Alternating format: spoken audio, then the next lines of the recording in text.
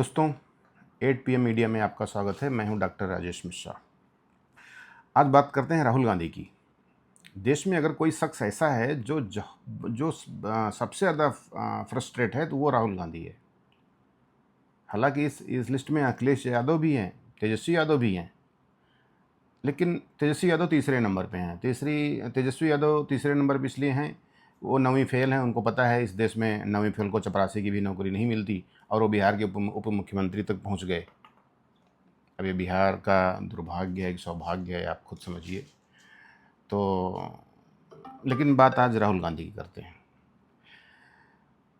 राहुल गांधी, देखिए, उनको बचपन से ही पता था कि मैं एक दिन भारत का प्रधानमंत्री बनूंगा। उनके दादा भी प्रधानमंत्री थे, उनके दादी भी प्रधानमंत्री थी, और उनके पापा भी प्रधानमंत्री थे, उनकी मम्मी भी सुपर प्राइम मिनिस्टर थी। तो उनको बनना है। और 2004 से 2026 आ गया, 22 साल से वो सांसद हैं। और 22 साल से वो सांसद सिर्फ इसलिए हैं कि उनको प्रधानमंत्री बनना है, और बन नहीं पा रहे हैं क्योंकि उनका पाला पड़ा है। नरेंद्र मोदी से, उनका पाला पड़ा है अमित शाह से। उनके लिए कोई चांस नहीं है, इसलिए फ्रस्ट्रेट हैं। और अभी कोई चांस उनके लिए है भी नहीं। शायद इस जन्म में उनके लिए प्रधानमंत्री पद नसीब नहीं होगा। और अमित शाह जी हैं, नरेंद्र मोदी जी हैं, ये देश का सौभाग्य है, और देश का सौभाग्य ही उनका दुर्भाग्य है। तो ऐसा ही अखिलेश यादव के मामले में भी है, उनके लिए भी वही है। ये उत्तर प्रदेश का सौभाग्य है कि योगी आदित्यनाथ जी जैसा मुख्यमंत्री मिला है। ये प्रदेश का सौभाग्य है और अखिलेश का दुर्भाग्य है। 2027 के चुनाव में अगर अखिलेश यादव की थोड़ी सम्मानजनक वापसी नहीं हुई तो ये शायद उनका अंतिम चुनाव होगा, और दोबारा फिर संभव नहीं है उनके लिए कोई स्पेस बचेगा नहीं, न देश की राजनीति में, न प्रदेश की राजनीति में, बिल्कुल नहीं। राहुल गांधी अक्सर ये शिकायत करते हैं कि मुझे संसद में बोलने नहीं दिया जाता। तो मैंने सोचा कि कुछ तथ्य हैं जो हम आपके साथ शेयर करना चाहते हैं कि भाई महत्वपूर्ण डिबेट में राहुल गांधी को बोलने क्यों नहीं दिया जाता, उनको बोलने को क्यों नहीं मिलता। तो जो तथ्य सामने आए वो ये है कि जब संसद का सत्र चल रहा होता है तभी, और सभी सांसद अपने अपने क्षेत्रीय समस्याओं को लेकर के संसद में अपनी बात रखते हैं, राहुल गांधी हर महत्वपूर्ण मौकों पर वो संसद से बाहर रहते हैं। 2025 के शीतकालीन सत्र में राहुल गांधी जर्मनी भाग गए। अभी उनसे कोई नहीं पूछ सकता कि आप जर्मनी क्यों चले गए। ऐसा कौन सा काम था जिसके लिए आप संसद का सत्र छोड़ करके जर्मनी चले गए। 2025 में ही दोबारा संसद का सत्र शुरू हुआ, तब राहुल गांधी वियतनाम भाग गए। अब उनसे कौन पूछे कि भाई आप वियतनाम क्यों भाग गए। संसद सत्र आप वियतनाम से चलाओगे, आपको बोलने का मौका वियतनाम से दिया जाएगा।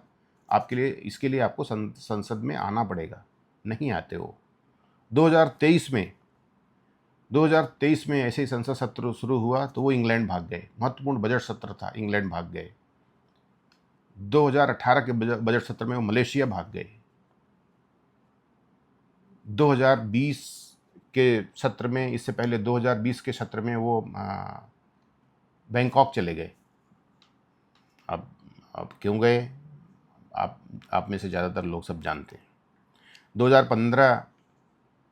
2015 में वो बैंकॉक चले गए और 2 महीने रहे। 2 महीने रहे वो। संसद सत्र चल रहा था, एक भी दिन नहीं आए, और ऊपर से क्लेम करते हैं कि मुझे बोलने नहीं दिया जाता। अरे भाई, आपको आता क्या है बोलने के लिए? क्या आता है बोलने के लिए? संसद सत्र में, अच्छा, जब वो बंदा संसद सत्र में आता भी है तो वो अनाप शनाप की बातें, आप राहुल गांधी का संसद का स्पीच उठा के देखिए, बेसिर पैर की बातें करते हैं। वो हल्ला मचाते हैं, बोलने नहीं देते, समय बर्बाद करते हैं, और क्लेम करते हैं कि मुझे बोलने नहीं दिया जाता।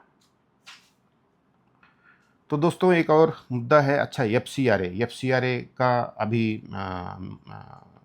सूत्रों से सीन ये पता चल रहा है कि ये जेपीसी में जाएगा। अच्छा, जेपीसी में एफसीआरए अगर जेपीसी में जाता है तो ये मोदी सरकार की बड़ी कामयाबी होगी। ये एफसीआरए को जेपीसी में जाना सरकार की एक कूटनीतिक जीत होगी, कूटनीतिक पहल की कूटनीतिक जीत।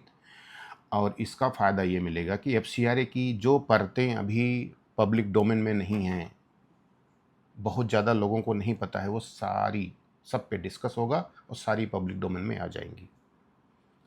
एफसीआरए पर एक बात और है, 2013 में हमारे तत्कालीन प्रधानमंत्री मनमोहन सिंह फॉरेन मीडिया को एक इंटरव्यू दे रहे थे, जिसमें उन्होंने कहा कि भारत में जो एनजीओ चल रहे हैं विदेशी फंड से, वो हमारे देश के विकास में रोड़ा हैं, वो इंटरनेशनल एक्टिविटीज़ में लिप्त हैं। मैं उस पूरे वीडियो की एक स्क्रीनशॉट लगा रहा हूँ, आप देख लेना।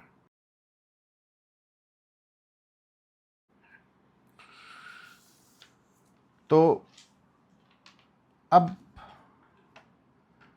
जेपीसी में जाएगा, सारी बातें अपने आप मालूम पड़ जाएंगी, परत दर परत खुलेगी, ज़्यादा अच्छी तरह से लोगों को समझ में आ जाएगा और फिर देखते हैं इसका कौन विरोध करता है। अब बात करते हैं चढ़ावा चोरी की। तो यूपी में चुनाव है और अखिलेश यादव के पास कोई मुद्दा नहीं है। राहुल गांधी तो मुद्दा विहीन है ही, वो संज्ञा शून्य है पहले से ही, उनके पास कोई मुद्दा है नहीं। अजय राय को लगा रखा है, तो अजय राय भी क्या करें, उनके पास भी कोई मुद्दा नहीं है। यूपी में सब जगह बम बम चल रही है, कहीं कोई दिक्कत है नहीं, law and order first class है।